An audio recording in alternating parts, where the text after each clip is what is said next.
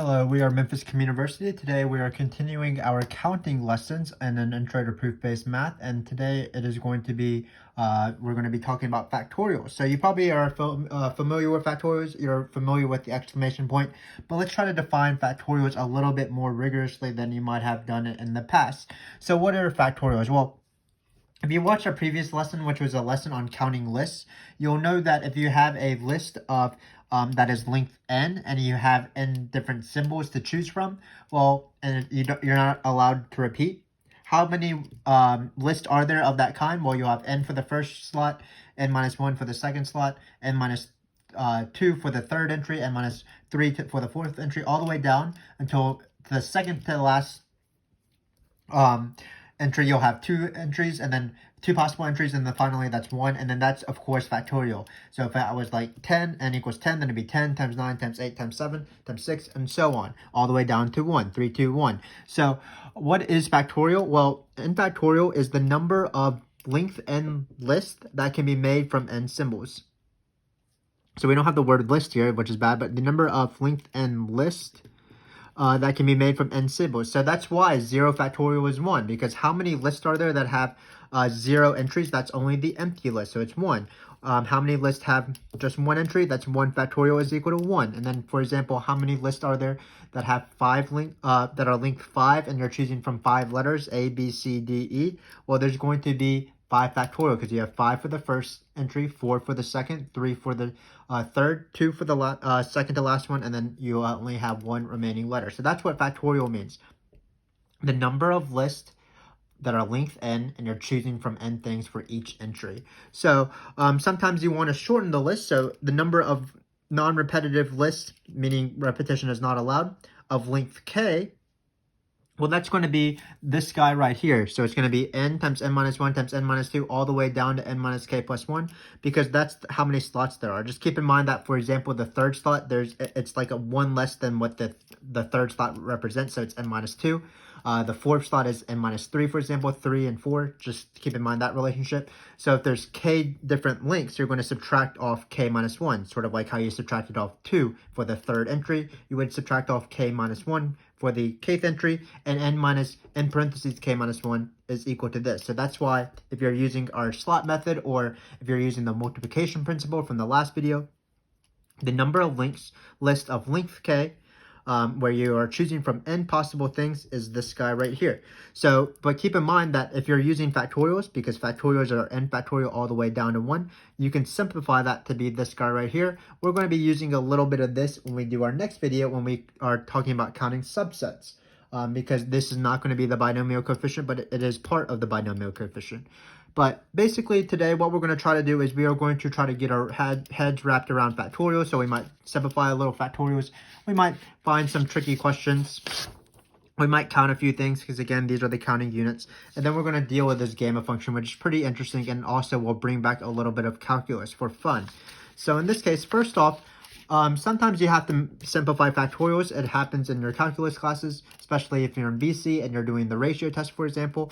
But let's try to simplify factorials. What I like to do is I like to take the biggest numbers of both the numerator and the denominator, and I just like to start canceling out stuff. So for example, I'm going to take 12 factorial divided by 9 factorial. Well, if you can think, 12 factorial is 12 times 12 times 11 times 10 times 9 all the way down, 3, 2, 1. 9 factorial is 9, 8, 7, 6, 5, 4, 3, 2, 1. So when you simplify that, notice that a lot of things will cancel. The 9 all the way down to 1 will cancel. So how does 12 factorial and 9 factorial, how do they cancel out? Well, it's going to be whatever is remaining of the previous one. So it's going to be 12 times 11 times 10. Same thing with 3 factorial and 4 factorial. Well, 3 factorial is 3 times 2 times 1. 4 factorial is 4 times 3 times 2 times 1. So the 3 times 2 times 1 will cancel, and you'll only be left with however much bigger is 4 factorial than 3 factorial in terms of number of the length of the list. So in this case, it's going to be 4. So for example, if you're just doing verbally stuff, if we just give more verbal examples, 100 factorial divided by 98 factorial, well, that's going to be 100 times 98, because 100 is 2 bigger than 98, so it'll be 100 times 99, sorry, not 100 times 98, 100 times 99. Let me repeat that because I sort of misspoke, but 100 factorial over 98 factorial is 100 times 99 times 98 factorial over 98 factorial. So the 98 factorials will cancel, and you'll be left with 100 times 99. And finally, we can simplify a little bit of this. This is going to be 12 and 4 will cancel, of course. That's going to be 3. 3 times 11 is 33. Add another 0 at the end because you're multiplying by 10. So this is 330. Not too bad. Let's practice just one really quick with ends instead, because sometimes people get confused with ends. Let's try to cancel out n plus 1 over n minus 2 factorial. So it's going to work the same way as 12 factorial divided by 9 factorial. Again, 12 factorial, if you want to think about it, it's the same thing as 12 times 11 times 10 times 9 factorial. So that's why when you divide it by 9 factorial, everything will cancel except the things that are bigger than 9 factorial. So what you want to think about is how much bigger is n plus 1 factorial over than n minus 2, or n plus 1 over n minus 2. So if you think about it, it will be n plus 1. That's what factorial. Then you multiply by the next thing lower, which is n. Then you multiply by n minus 1. And then what you multiply is by n minus 2 factorial. So if you can see on the edge of my page right here, I'd be multiplying by n minus 2 factorial. Let me just try to move the paper a little bit. I'd be multiplying by n minus 2 factorial, but that n minus 2 factorial would cancel out immediately with this. And this is actually what you're going to end up in terms of the simplified form. So hopefully that makes sense. Hopefully you have a pretty good understanding by now, and hopefully you've practiced before factorials, but that's how they cancel. Basically, you look at how much bigger the bigger one is than the smaller one, and then everything of the smaller one will cancel out, and you'll be left with however much bigger the bigger one is. So in this, and the 12 and the 9, you're left with 12 times 11 times 10. And the n plus 1 factorial over the n minus 2 factorial, you're left with n plus 1 and n minus 1. So let's practice, let's sort of do a brain teaser here. How many zeros are at the end of 200 factorial? So obviously this is a massive number. What we definitely don't want to do is we don't want to multiply this out, because this would be a pain. You would have to do 200 times 199 times 198 all the way down to 4321, and that seems like it will be a very difficult number. So what can we think about? Well, zeros are very particular. What numbers multiply to get zeros? Well, if you think about it, it's going to be numbers, for example, that are multiples of 10s. Those contribute zeros because sort of like when we multiply by 10, you add a 0 at the end. But also multiples of 5, because there's so many multiples of 2 in this 200 factorial. Every other one is multiples of 2. But remember that when you have a multiple of 2 and a multiple of 5, when you multiply them together, you will have 10. And when you have 10, that will add a 0. So basically, this question, another way to phrase it is, how many factors of 5 does this 200 factorial have?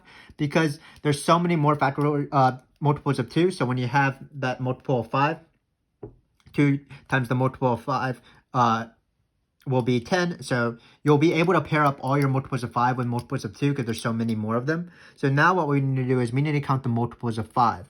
Or not, to be more precise, we want to count the factors of 5 once we write all of this out. So first off, how many multiples of 5 are there?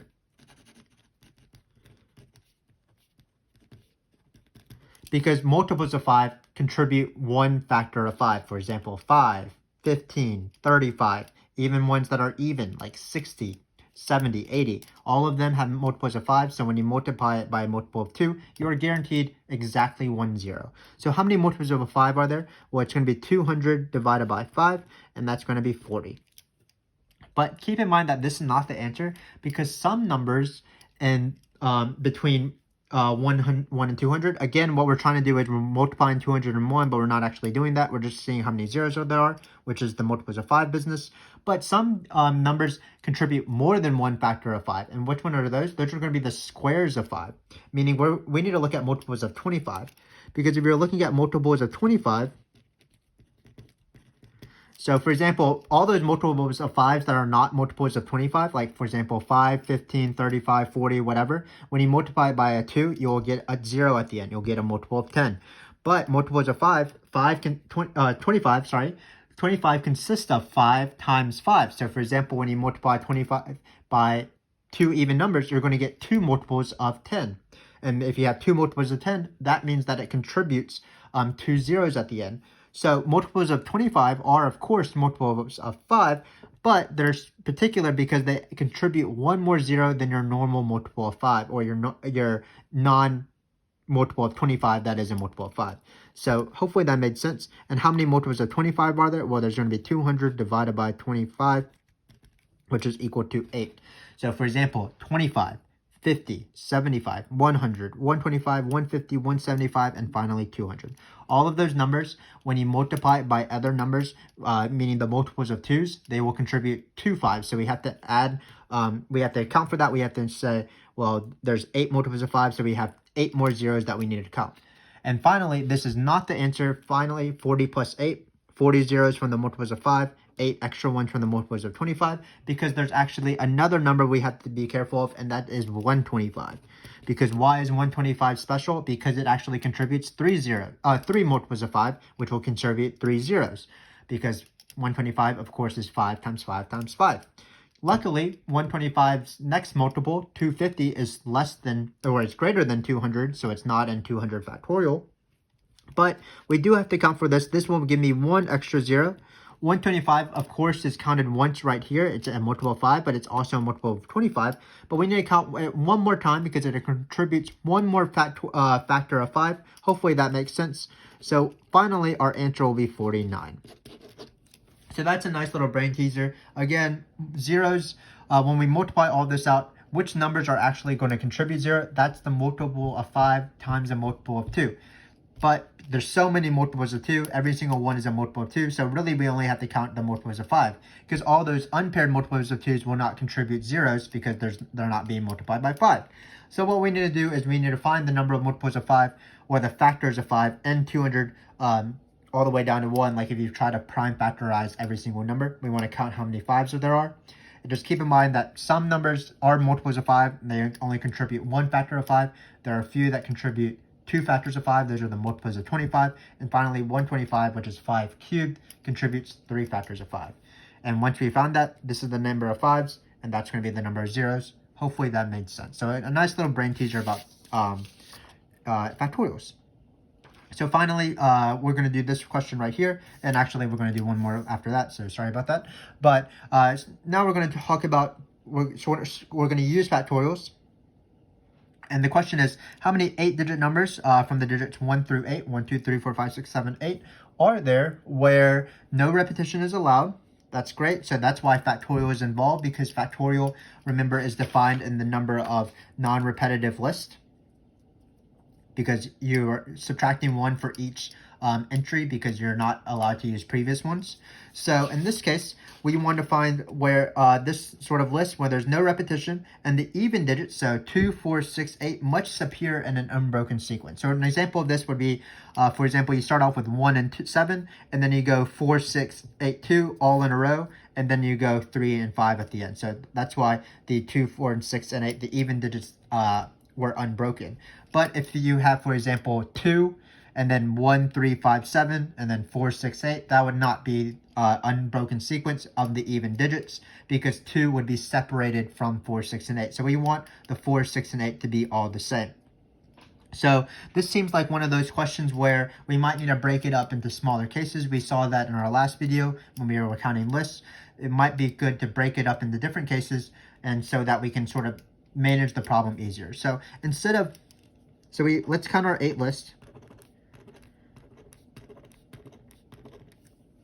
But instead of going for that crazy thing, let's just see how many possibilities are there if the 4 unbroken even digits are at the very beginning. So right here.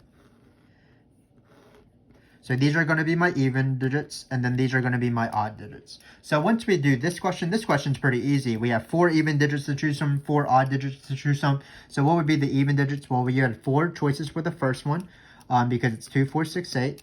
Then it's 3, 2, and 1, sort of like how factorial works, or not sort of, but exactly, because you only have 1 less every single time. For example, in this case, you only have 2 because you can't choose the candidates you chose from the first 2. So that's why, for example, if you chose 2 for this first slot, you only have 3 from this next slot, 4, 6, and 8. Say you chose 6, then you would only have 4 and 8 to choose from the second slot, and so on. Actually, the same thing is true for the odds. So the odds, it's going to be 4 times 3 times 2 times 1 as well, because you have 4 choices for the odds, 3 choices for the next odd, 2 choices for the second to last odd, and 1 choice for the last odd, because you are already exhausted all your other odd digits. So in this case, again, we are not counting exactly what we want. We are only counting where the even digits must appear in an unbroken sequence when it appears at the very beginning. But what could this be? Where could the even numbers be? Well, it could be in the first 4, as we saw. And if it's unbroken, it also could be in the second 4. It could be in the this middle 4 right here. So 2 odd numbers on the end. It could appear right here. And it looks like it can appear obviously in the last 4. So how many possible choices are there? Well, it's that first 4 that we talked about. This one right here, 2, 3, 4. So it looks like there's going to be 5 possibilities where the unbroken sequence, the first, 5 possibilities of the first, where the placement of the first entry of our unbroken sequence. It can appear in the first 4 slots, the next 4 slots, the next 4 slots, the next 4 slots, the next 4 slots. That's the last choice because the next 4 slots you would be including an entry that's outside of the letter. So there's 5 possibilities of, hopefully you can tell that that's the word possibilities, of the, when I'm saying 5 possibilities of the first digit of this unbroken even sequence.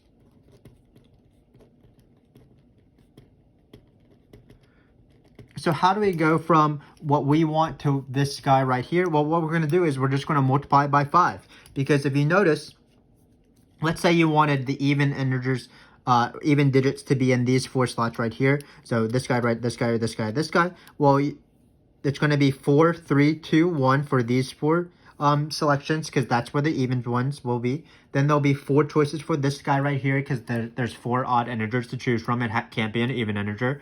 And then there'd be 3, 2, and 1. So it'd be still the same computation. 4 times 3 times 2 times 1, 4 times 3 times 2 times 1. And same if the unbroken sequence is in the other 5 possibilities. So in the end, what's the answer? It's going to be 4 factorial because it's 4 times 3 times 2 times 1 times 4 factorial because that's for the odd integers. And then finally times 5, that accounts for the position of the unbroken sequence in the letter or in the number. So hopefully that made a little bit of sense. Again, we employed this strategy before. It's a very useful strategy. Counting something more complex, let's not do that. Let's break it up into different separate parts. And actually the separate parts are really nice because there's an equal number of those things for each of those parts. So no matter where the unbroken sequence is, it contributes 4 factorial times 4 factorial cases if the unbroken sequence appears in that sort of position in the number, and then you move the number over 1 by 1, and you'll still have 4 factorial, no matter where it is. And then how many places can this unbroken sequence begin? Well, it's going to be 5 places, as we recognized, starting at either this, or this. The first 5 slots because it's a 4-letter unbroken sequence or 4-number digit unbroken sequence. So that's why we got to our final answer. Again, nice use of a strategy of counting. Finally, we have one last thing. So this is the gamma function. The gamma function is one of the first functions you might encounter beyond the normal high school functions like e to the x, sine of x, cosine of x, inverse trig, and things like that. So gamma x is defined as a factorial, so it's a nice review of calculus. But what's remarkable about this function, and we're not going to prove it, but we're just going to use the gamma function and prove it for one number. But basically what happens is that the gamma function evaluated at x is equal to x minus 1 factorial. And why do we care about this? Well, if x is a natural number, it's because we can expand the definition of factorials for even non-integers or non-natural numbers. We can define what do we mean by actually if we want to find 1/2 factorial. If we want to find 1/2 factorial, all we would do is we would plug in 1/2 into the x and evaluate that integral, and that would tell me what technically 1/2 factorial is. So we can expand the idea of factorial outside of integers. But in this case, all we're going to do is verify that this formula holds.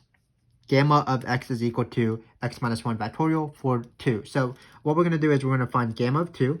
What are we going to hope that this number is going to be? It's going to be 2 minus 1 factorial, which is not super exciting, but it's just 1 factorial, which is 1. So we're going to hopefully prove that this is true. So now what we're going to do is we're going to plug in 2. Keep in mind that t is the variable of integration. Again, this is a calculus review. Nice little calculus review. Integration by parts will happen, and also improper integrals. But when you plug in 2, notice you're only plugging into the x, so you're going to get gamma of 2, not f of 2, but gamma of 2. That's going to be integral 0 to theta, not theta, infinity. I can't do calculus right now. T e to the negative t. And why is it t? Because you're plugging in 2, so it's 2 minus 1. So now we're doing integration by parts. It's a product. So it's going to be u is equal to, well, you want u to be t because you want to take its derivative, and you want dv to be e to the minus t because it's easy to take that integral. If you let t be dv, then you would be introducing a harder function.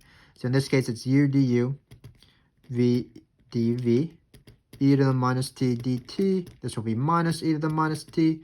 This one will be t, and then you do dt. Hopefully you know integration by parts. It is pretty common. So remember that the formula, we should write this as an improper integral, so we're going to do that as well. We're going to write it with the limit notation. So that's going to be 0 to b t times e to the minus t dt. And now we are going to take an integral. Oh, keep in mind that the integral of e to the minus t, technically that's a u sub. The integral of minus t, you have to multiply by the reciprocal of the derivative of minus t. But again, this is calculus, so not too crazily important for this class right here, but it's nice to practice. So the formula is uv minus v du. That's the formula for integration by parts. uv minus the integral of v du, where you're trying to change this harder integral into an easier integral. So it looks like we're going to get t minus e to the minus t. Then it's going to be minus minus, so keep in mind that sometimes this happens, but in the formula of parts it's minus, but there's minus minus, so it's plus actually in this case. We're still doing the limit as b goes to infinity, where we have b and 0. We have b and 0 here. So first off, before I plug in b and 0, I might as well just take this antiderivative. I just did it over there. So it's going to be the limit as b goes to infinity of negative t e to the minus t plus, actually minus, because again, when you take this antiderivative, it will just be e, but then you take out a negative because of the chain rule, or the opposite of the chain rule, a u sub. You multiply by the reciprocal of the derivative of the inside. So then you plug in 0 and b. Well, what's going to happen when you plug in, what's going to happen when you plug in b? Well, you're going to get negative infinity over e to the negative infinity. E to the negative infinity is e to the negative infinity is the same thing as negative t over e to the infinity. Hopefully this makes sense. Negative t over e to the infinity. Well, you can do L'Hopital's rule if you want, but that's going to go to 0 because e is going to be a lot bigger than that. Same thing when you plug it into here. So what you're going to get actually is 0 minus 0 when you plug in the limit. And then finally, we're going to plug in t equals 0. Well, when you plug in 0, this will get multiplied, so that goes away. And then finally, when you plug in 0 here, you're going to just get 1 because it's e to the 0, which is 1. Negative, negative, you are going to get 1, which is ultimately what we wanted to find, to show that gamma of 2 is equal to 1. And again, not the most important thing in the context of this class because we're not really doing calculus, but a nice review. So hopefully this video has been somewhat useful for you. You were able to practice factorials. We sort of thought about factorials in a sort of a fun way. We used them to count something. We also employed the strategy of breaking up a bigger counting question to a smaller counting question. And finally, we got to practice integration by parts with an improper integral. So hopefully all that made sense. Again, that last one wasn't too important, but just a nice review of calculus. Hopefully you'll join us in our next video while we continue counting. It will be including counting subsets. And of course, the formula for counting subsets, the binomial coefficients, those include factorials. That's why we did this video first. So hopefully I'll see you then. Thanks again for watching.